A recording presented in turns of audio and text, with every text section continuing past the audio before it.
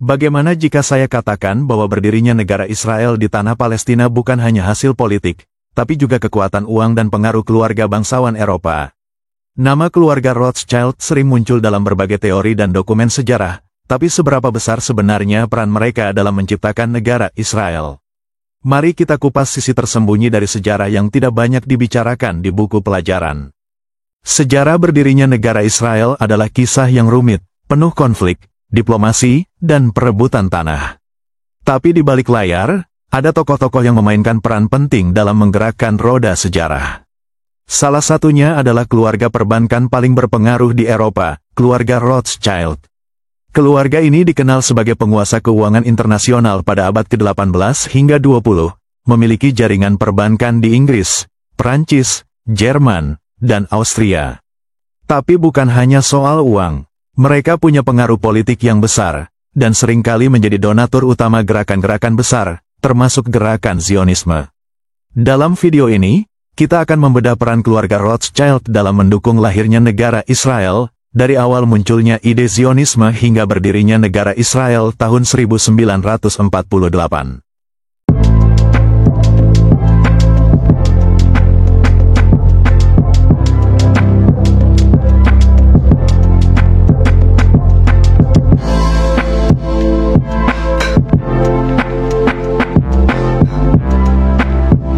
Gerakan Zionisme muncul pada akhir abad ke-19 sebagai respons terhadap meningkatnya diskriminasi dan kekerasan terhadap orang Yahudi di Eropa, khususnya di wilayah Eropa Timur. Tokoh utama gerakan ini adalah Theodor Herzl, seorang jurnalis dan penulis asal Austria yang menggagas ide untuk mendirikan sebuah negara bangsa bagi orang Yahudi di tanah yang mereka anggap sebagai tanah leluhur, yaitu Palestina. Herzl percaya bahwa kaum Yahudi tidak akan pernah diterima sepenuhnya di negara-negara tempat mereka tinggal, sehingga satu-satunya solusi adalah memiliki tanah dan pemerintahan sendiri.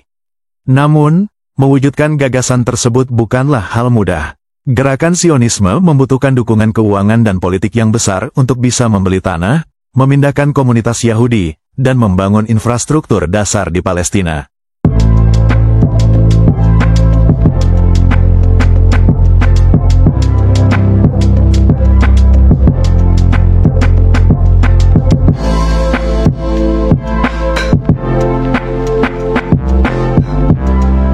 Dalam situasi inilah keluarga Rothschild mulai memainkan peran penting. Keluarga ini merupakan dinasti perbankan Yahudi paling berpengaruh di Eropa, dengan cabang-cabang di Prancis, Inggris, Austria, dan Jerman. Salah satu tokoh utamanya, Baron Edmond de Rothschild dari cabang Prancis, memberikan dukungan finansial besar-besaran untuk proyek kolonisasi Yahudi ke Palestina. Sejak awal tahun 1880-an, Edmond mendanai pendirian pemukiman Yahudi, pembelian lahan dari penduduk lokal, serta pembangunan pertanian dan infrastruktur di wilayah tersebut. Ia bahkan mengirim para ahli pertanian dari Prancis untuk membantu para pemukim Yahudi belajar mengelola tanah. Dukungan Edmond tidak hanya bersifat ekonomis, tetapi juga ideologis. Ia percaya pada masa depan orang Yahudi di Palestina dan ingin membantu mewujudkannya. Tanpa peran keluarga Rothschild pada tahap awal ini, bisa jadi gerakan Zionisme tidak akan mampu tumbuh secepat dan sekuat itu di tanah Palestina.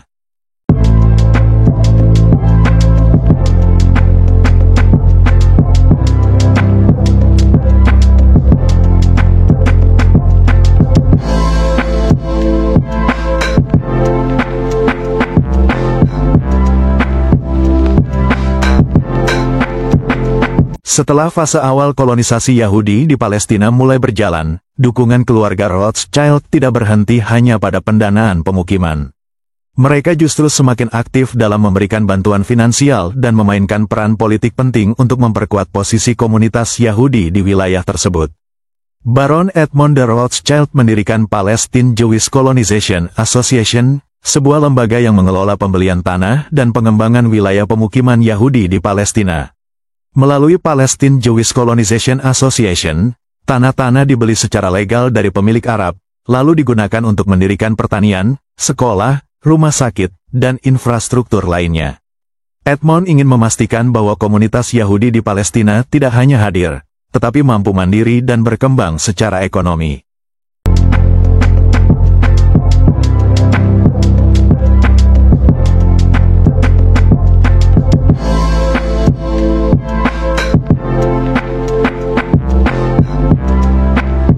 Sementara itu, di Inggris, dukungan dari cabang Rothschild juga sangat berpengaruh dalam dunia politik. Lionel Walter Rothschild, tokoh terkemuka dari keluarga Rothschild cabang Inggris, adalah orang yang dipercaya oleh gerakan Zionis untuk menjembatani hubungan dengan pemerintah Inggris. Hal ini terbukti pada tahun 1917, ketika pemerintah Inggris mengeluarkan Deklarasi Balfour, sebuah pernyataan resmi yang mendukung pendirian tanah air bagi bangsa Yahudi di Palestina.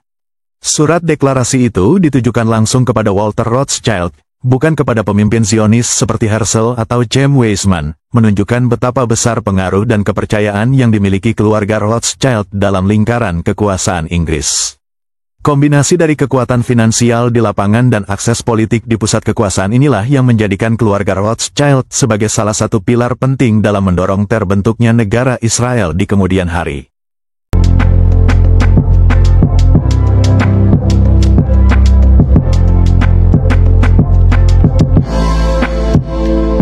Deklarasi Balfour adalah salah satu dokumen paling berpengaruh dalam sejarah berdirinya negara Israel. Dikeluarkan pada tanggal 2 November tahun 1917 oleh pemerintah Inggris, deklarasi ini berupa surat dari Menteri Luar Negeri Inggris saat itu, Arthur James Balfour, yang ditujukan kepada Lord Lionel Walter Rothschild, tokoh Yahudi Inggris yang juga bagian dari keluarga Rothschild. Isi surat itu menyatakan bahwa pemerintah Inggris menyukai pendirian sebuah tanah air bagi bangsa Yahudi di Palestina, dan akan berupaya mewujudkannya selama tidak merugikan hak-hak sipil dan keagamaan komunitas non-Yahudi yang sudah tinggal di sana, yaitu bangsa Arab Palestina. Meskipun terlihat seimbang, deklarasi ini menjadi dasar legitimasi internasional pertama yang mendukung pendirian negara Yahudi di Palestina, sebuah wilayah yang saat itu masih berada di bawah kekuasaan Kekaisaran Ottoman.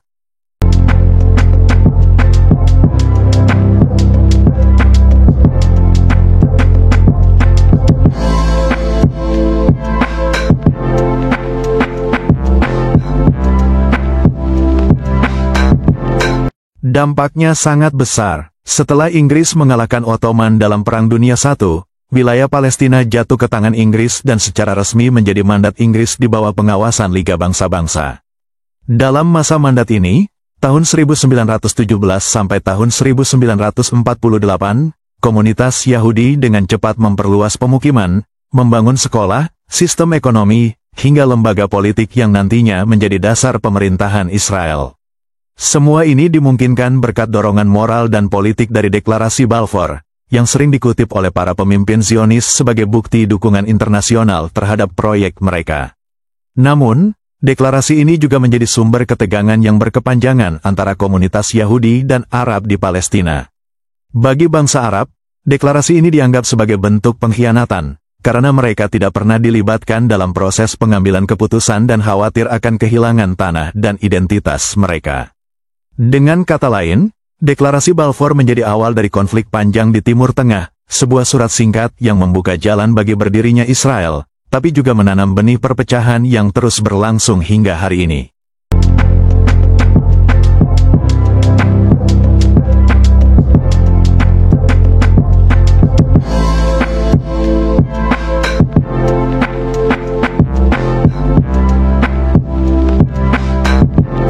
Setelah Deklarasi Balfour dan masa mandat Inggris dimulai, gerakan Zionisme semakin terorganisir dan agresif dalam memperluas kehadiran Yahudi di Palestina. Dengan dukungan dana dari keluarga Rothschild dan komunitas Yahudi internasional, pemukiman Yahudi terus tumbuh, dan berbagai institusi dibentuk, termasuk universitas, serikat buruh, sistem pendidikan, serta organisasi paramiliter seperti Haganah, yang nantinya menjadi cikal bakal militer Israel. Keluarga Rothschild juga tetap terlibat dalam pembiayaan berbagai proyek vital yang memperkuat struktur sosial dan ekonomi komunitas Yahudi di Palestina. Di saat yang sama, ketegangan antara penduduk Arab Palestina dan komunitas Yahudi semakin meningkat. Konflik demi konflik pecah, mulai dari kerusuhan, pemberontakan Arab, hingga serangan balasan dari milisi Zionis. Inggris, yang awalnya terlihat mendukung proyek Zionis, mulai kewalahan mengendalikan situasi dan akhirnya menyerahkan masalah Palestina kepada Perserikatan Bangsa-Bangsa, PBB.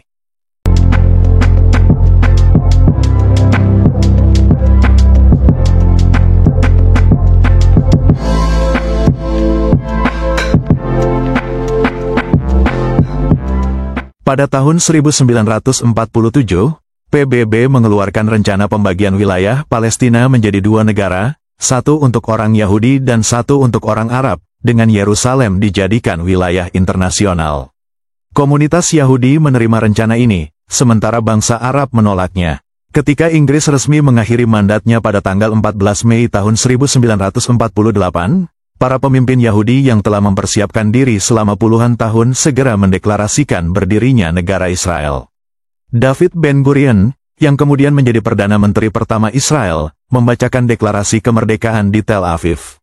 Bagi banyak tokoh Zionis, momen ini adalah puncak dari perjuangan panjang, perjuangan yang tidak lepas dari kontribusi besar keluarga Rothschild, baik dalam bentuk dana, pengaruh politik, maupun infrastruktur yang mereka bangun jauh sebelum kemerdekaan.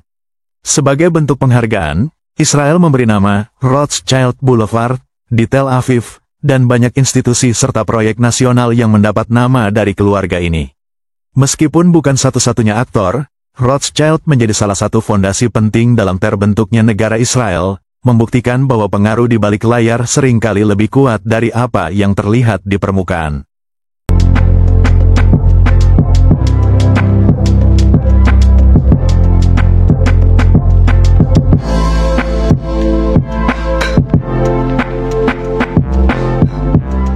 Kisah tentang keluarga Rothschild dan berdirinya negara Israel adalah salah satu contoh nyata bagaimana uang, pengaruh, dan jaringan bisa mengubah peta dunia. Mereka bukan satu-satunya aktor, tapi peran mereka sangat krusial dalam membentuk awal mula Israel modern. Ini bukan hanya soal siapa punya uang paling banyak, tapi siapa yang bisa menggunakan kekayaan itu untuk menggerakkan ideologi, politik, dan sejarah. Semoga video ini bisa membuka wawasan kamu tentang bagaimana sejarah kadang dibentuk bukan hanya oleh tentara dan perjanjian, tapi juga oleh para bankir dan pemilik modal di balik layar. Semoga video ini membuka sudut pandang baru bagi kamu tentang bagaimana dunia bekerja.